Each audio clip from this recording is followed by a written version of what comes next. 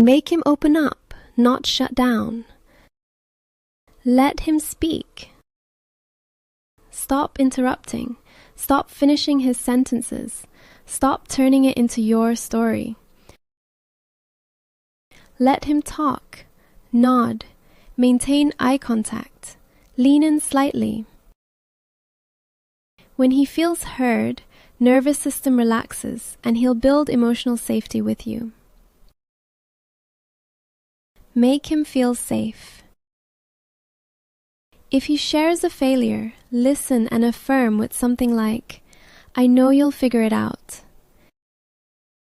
You acknowledge the struggle without questioning his capability.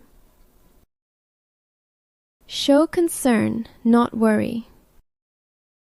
Concern says, "I care about you." Worry says, "I don't trust your decisions." Be the woman he can speak to without losing respect. Follow me for more psychology-backed relationship insights. Have fun falling in love.